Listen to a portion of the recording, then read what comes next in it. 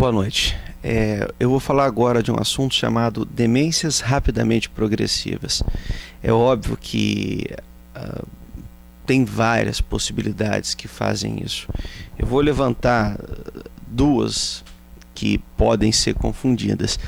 Atualmente, a demência rapidamente progressiva mais comum é uma doença priônica, que chama doença de Creutzfeldt-Jakob. Bom, um prion é uma proteína, tá? Tem várias coisas a respeito dela, mas basicamente é uma proteína. E isso pode ser de forma, pode ser até de forma hereditária, pode ser de causa contagiosa, né? Forma esporádica, enfim.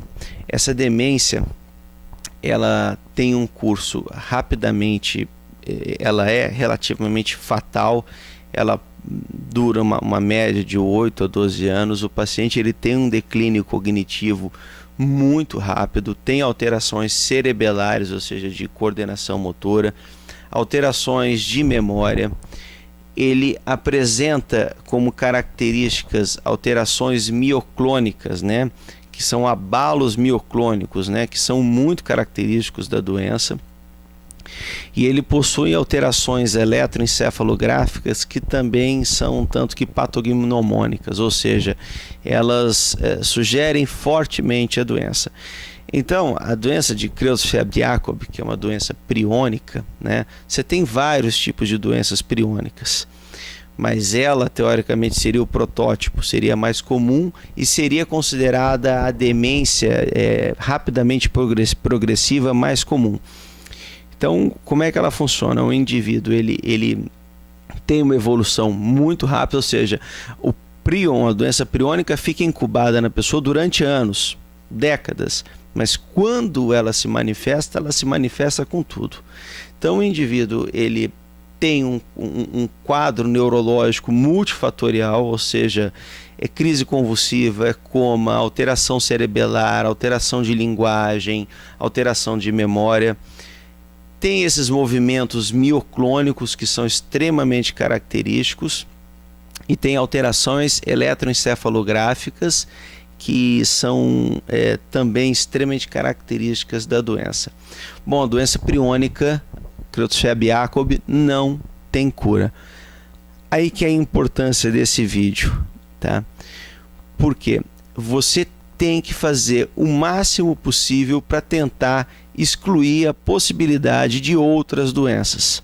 A partir do momento que existem atualmente várias doenças autoimunes que podem desenvolver quadros de demência rapidamente progressivas e não serem o Creutzfeldt-Jakob, tá? Então a importância desse vídeo é saber que existem doenças que são muito semelhantes ao Creutzfeldt-Jakob, ou seja, são demências rapidamente progressivas que, no entanto, podem ter cura, que são as encefalites autoimunes. Bom, a encefalite autoimune que talvez mais imite a Creutzfeldt-Jakob seja a encefalite dos anticorpos anti-LGL1. Anti-LGL1. É uma encefalite também rapidamente progressiva. Ela tem 3 características importantes. O paciente apresenta, óbvio, disfunção de múltiplos sistemas, inclusive questão de memória é muito importante, é como se fosse uma demência. Ele tem uma baixa do sódio, ou seja, uma hiponatremia. Então, um paciente que tem baixa do sódio, desenvolvendo um quadro neurológico rapidamente progressivo, apesar de ser uma coisa rara, você tem que pensar nisso. E ele tem uma característica física que confunde muito com Creutzfeldt-Jakob. Ele tem crises que nós chamamos de mioclonias, crises distônicas brachiofaciais, ou seja, pega uma metade da face e uma metade do braço. E isso pode ser confundido com a mioclonia do Creutzfeldt-Jakob. Portanto, o indivíduo que é jovem, que está desenvolvendo uma demência rapidamente progressiva, que cursa com hiponatremia, com abalos na face e no braço distônicos, com alteração de memória, você tem que testar todos os painéis possíveis de anticorpos contra uma série de doenças, porque você pode estar diante de uma doença curável. Existem outras doenças que podem acompanhar tumores, ou seja, doenças paraneoplásicas, tais como a encefalopatia límbica, a encefalite cerebelar, o opsoclone, mioclônicos. Essas doenças, elas também têm marcadores, né, anti-RU, anti-NMDA, anti-MI, enfim, tem vários marcadores. Nós não fazemos essas pesquisas aqui no Brasil que seja do meu conhecimento. Normalmente você manda para fora. Você tem duas opções.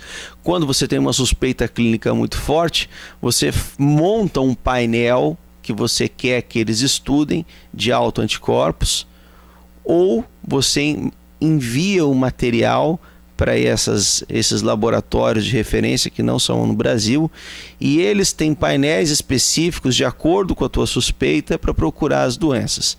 Bom, então fica essa ideia. Tem que diferenciar. Demência rapidamente progressiva nem sempre é Creutzfeldt-Jakob.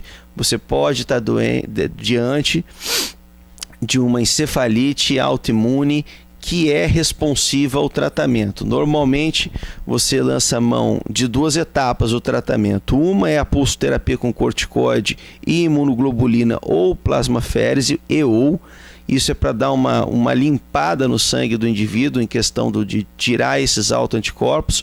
No entanto, os plasmócitos que produzem os anticorpos, que são células, eles estão embaixo da barreira hematoencefálica, ou seja, eles estão entre o cérebro e a aracnoide. Então você tem que usar outras substâncias, que tem o rituximab, se eu não me engano é rituximab, o nome é diferente, me desculpem, e a ciclofosfamida. Bom, o índice de resposta dessas doenças depende muito da causa, né?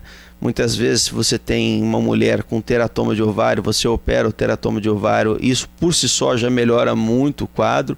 Você pode ter seminomas, você pode ter outras doenças testiculares que podem gerar essas doenças, tumores de pequenas células do pulmão, você pode ter timomas. Enfim, além de você ter doenças que são autoimunes, por serem autoimunes e não estarem vinculadas a doenças tumorais, você também pode ter demências rapidamente progressivas que são paraneoplásicas, e se você direcionar o tratamento para a moléstia tumoral, que muitas vezes pode não ter cura, mas você melhora muito os sintomas do paciente.